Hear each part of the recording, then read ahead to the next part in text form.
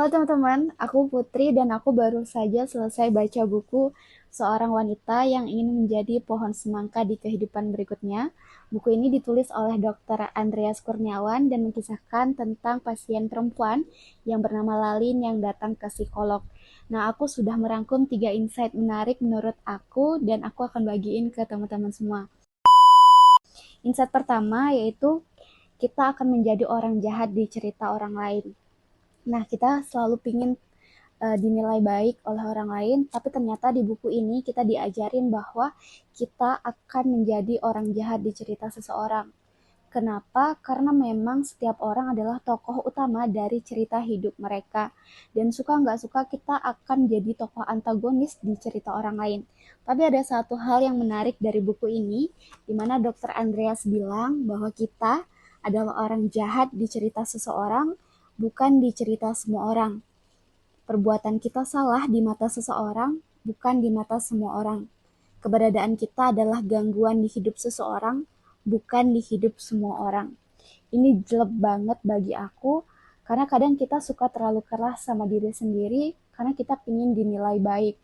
Padahal nggak apa-apa kalau misalnya ada orang yang menganggap kita mengganggu di hidupnya. Itu bukan karena kita salah total, tapi karena memang kita bukan tokoh utama di cerita mereka. Insight kedua ada di tutorial menanam bunga matahari. Ya, di buku ini ada satu bab yang khusus membahas tentang bagaimana cara menanam bunga matahari dan Dr. Andreas benar-benar bisa untuk menyambungkannya dengan filosofi hidup manusia. Ada satu part yang menjadi favorit aku di halaman 94. Isinya, ketika kamu tidak bisa berkembang pun, mungkin bukan kamu yang perlu berubah, melainkan lingkungan tempatmu selama ini berada. Mungkin kamu butuh lingkungan pendukung yang lebih sesuai dengan kebutuhanmu. Dan sama seperti bunga, kadang bunga nggak mekar bukan karena bunganya aja, bisa jadi karena tanahnya nggak subur, karena kurang sinar matahari, atau karena kekurangan air.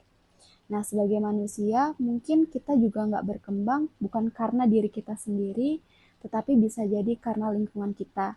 Dan kita harus mencari tempat atau lingkungan yang paling sesuai untuk kita tumbuh.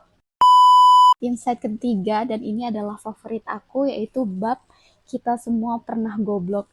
Ini favorit aku karena memang jujur siapa sih yang nggak pernah buat hal-hal bodoh atau memalukan. Di sini Dr. Andreas bilang kalau semua kesalahan di masa lalu dihapus, kita nggak akan jadi diri kita yang sekarang. Dan ada kalimat yang bikin aku ketawa di mana Dr. Andreas bilang kita tuh nggak sepenting itu, nggak ada orang yang mikirin kita 24 jam. Sakit tapi bener banget.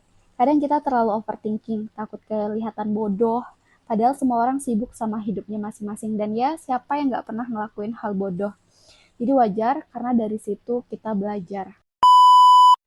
Dan ya, kesimpulannya adalah bahwa hidup itu nggak apa-apa kalau nggak sempurna. Kita boleh jadi tokoh antagonis di hidup orang lain. Kita boleh cari tempat yang bikin kita nyaman dan bertumbuh. Dan kita boleh banget untuk melakukan hal-hal goblok. Karena dari sana kita belajar. Bye-bye teman-teman, sampai jumpa di cerita-cerita buku lainnya.